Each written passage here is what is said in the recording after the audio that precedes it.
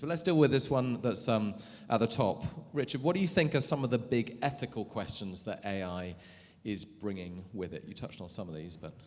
I think that the big one that is very practical and contemporary is fairness.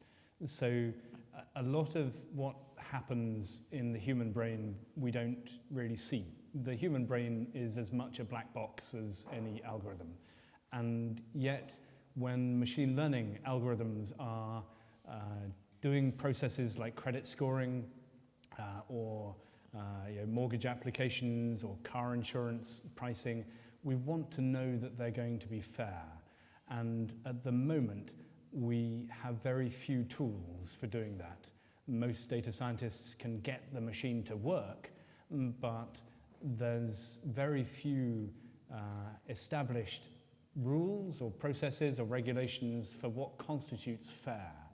And I think that that's going to be the first ethical question that has a very practical implication for lots of us and is going to need to be addressed probably by regulation. Very helpful, and that links to the point that you made a bit about the danger of opacity when it comes to algorithms, which is actually links to the second question here. So it says, you mentioned about legislation, particularly in relation to transparency. To what extent do you think that we actually can legislate in that space? Is it even possible? So do you want to explore that a bit?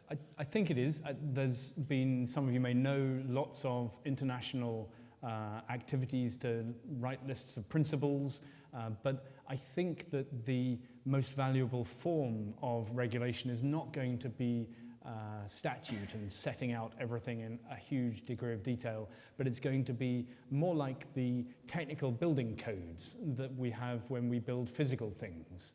The engineers that build bridges don't build a bridge and then try and build in safety into the bridge afterwards. I think that we're going to have a much more technical sense of how we can regulate AI so it is safe in software rather than just in statute and legislation.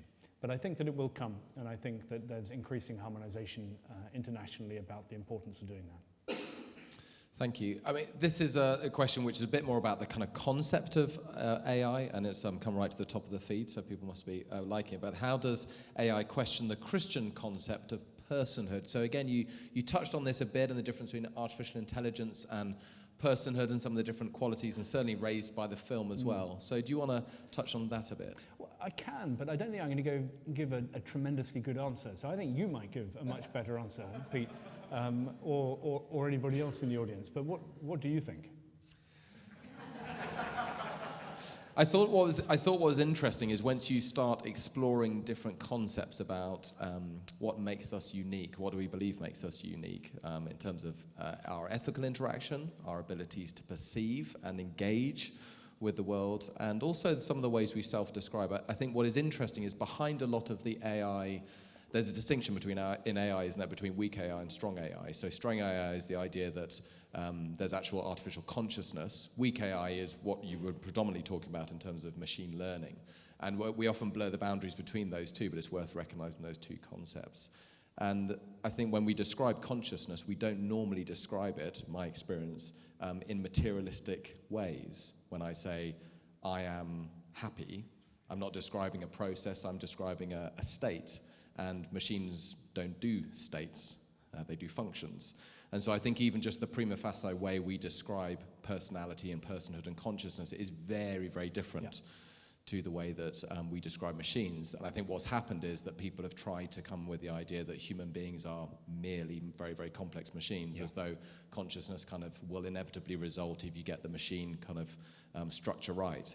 I would want to push into that assumption and say that that is deeply flawed, and that's certainly not the Christian view of consciousness and personality. I agree. There's a sort of a temptation to anthropomorphize machines to become human-like, as the Redness of Red said, but conversely, there's a temptation to mechanize humanity and to reduce what it really is and should be. And by the way, that strong AI, the notion of general artificial intelligence, is still very much a research project. You know, Google DeepMind is at the forefront of it, but I think it's still quite a long way away. The moment software can do one thing well, usually you get algorithms for doing particular things, and that may broaden slightly, but there's still a huge jump into something like understanding or consciousness. Very helpful, thank you. Let's come down to something. So how big is there, because a lot of sci-fi films, but also I think it's kind of in the consciousness when media report on this, of how big of a concern is that there may be runaway reactions caused by AI's ability to learn independently. In other words, within the algorithms, there are going to be things that will set up a kind of chain reaction emotion that we can't stop. And we don't know where it's going to go. This is a form of AI called reinforcement learning, where the algorithm retrains itself and plays against itself. And it's probably about 5 to 10% of the algorithms that are used in the world right now, but will increase over time. There do need to be special considerations given to that kind of algorithm where you don't have a human in the loop, as it were. The risk of it all running away with itself, I think partly because we're talking about this now such a long way in advance of the practical dangers being used in the real world, we're helping to inoculate ourselves from that risk. But it's something we need to keep an eye on. Thank you. Some of the questions now coming down get a bit more into applications. So we've got an interesting question, which I imagine touches on some of the themes that came up on the back of the Trump election, algorithms, fake news, etc. So looking behind, look kind of geopolitics, how much do we think it will be a geopolitical tool? This one mentions particularly employment, but I think just in general the idea of manipulation through algorithms of data and information. Technology has always given us power, and that power can be used well or poorly. I think that geopolitics is going to involve AI. The United States has already noted that lots of technology companies are national assets and have put rules around them. China has been experimenting with AI like there's no tomorrow. Unfortunate phrase. There will be a tomorrow. But it's very striking how both those superpowers see AI as core to national advantage and to global influence. But I do think that little old Britain has a role and a stake in this conversation. And if you look at the way in which we have not necessarily competed, but participated in global trade or cultural conversations, it's often been through a foundation of trust. If you look at the way in which the British legal system or the British education system or even our professional services are used in other countries and relied on as a benchmark, it's because of trust. It's not because of the depth of capital markets or the number of people in our labour market. And that sense of trust and ethics that might underpin both the other markets and AI, I think will be the cornerstone for Britain's success with AI. So I think ethics is very deeply woven into geopolitics and the opportunities for Britain as well as other countries. Very interesting, thank you. There's a couple of questions I'm going to try and club together. They're both about kind of specific applications. So one is, last year I went to an exhibition on robots and saw a suggestion of robots being used as medical carers. So is that likely? Also linked to that, I suppose, similar theme, automatic car washes are dying out, hand car washes are thriving. Are there areas where you would expect this kind of demechanization? So it's getting into the kind of the specific applications and areas where we think it might be likely. I mean, so you're being asked to be a bit of a soothsayer here, but anyway, we'll give you the chance. Just take as an assumption that I'll be wrong and happily reflect. So I think that just on the car washers, there are professions that look super easy to automate but just aren't. So car washing, it's really hard to get robots to be as dexterous as people, even though it's a relatively straightforward application that we might do on a Sunday afternoon. Like bank tellers and ATMs, it doesn't always pan out as we expect. And even lorry drivers. So there's a huge amount of talk at the moment about lorry drivers being automated. I don't think so. I think taxis possibly, but lorries, that driver has a huge number of functions beyond just driving. Checking the load, getting it in, getting it out, filling the tank, communicating back to base. So there's a lot of unpredictability and humanity within professions that is obscured by just a list of tasks that might be possible to mechanize. I've forgotten the first part of the question. Yeah, the other one was about medical caring, and do we think it's likely that AI might be able to do the kind of medical caring kind of role? I think that depends on us, ultimately. I think it depends what we want and the trade-off. Loneliness is a chronic problem in our society at the moment, and more so in social care. How we tackle that problem, whether we use machines or people, is up to us. And I think that's a really critical question for us as to what we want. Japan is a society that's begun to experiment with robots, sort of very high tech, but it's up to us. I don't know what you think. The thought of a robot looking after me is slightly appalling, but it may be. I don't know. So. Who knows?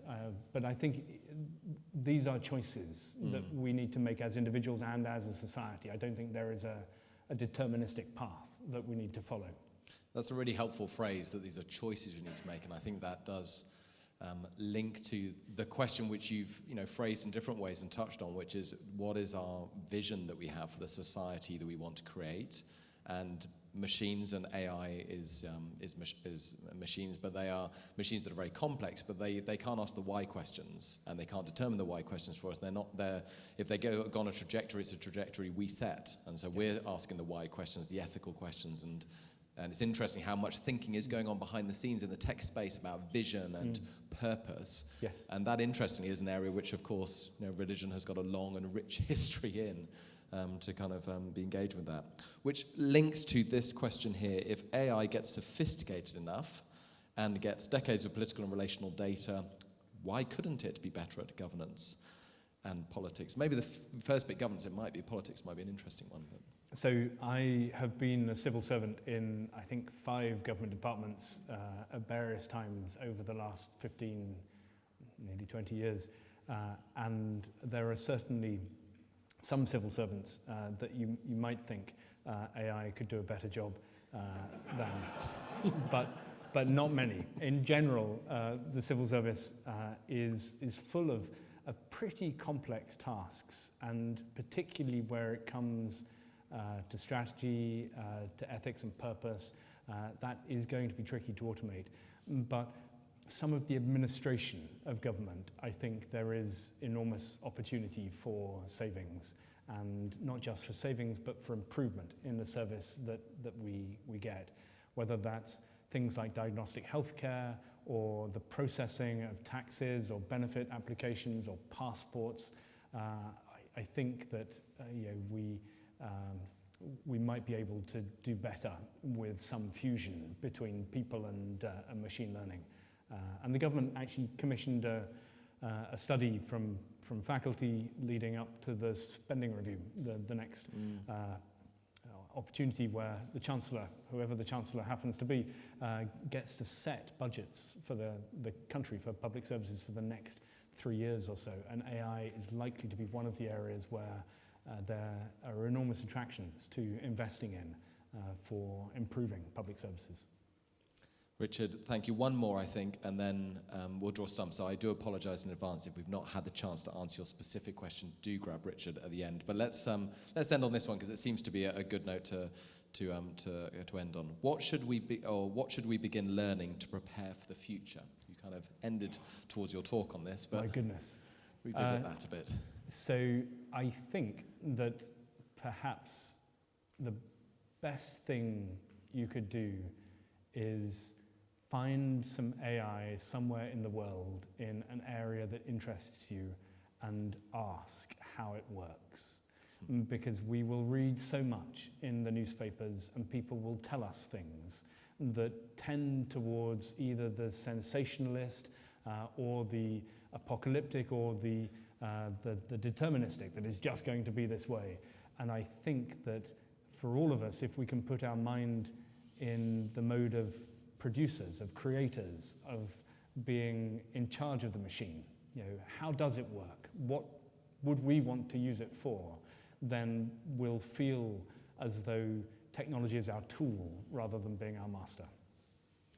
Richard, thank you very much for both your insight and the questions, also what you've shared with us through the talk, and I think through doing such a great job of helping us navigate some of the landscape and catalyzing the discussion. I've been particularly struck by some of the things you landed about the distinctive, maybe, virtues that Christianity does bring to the table in this, and I think we need to be, for those who are Christians here, confident of those, and also for those who are exploring, seeing the place that faith does have.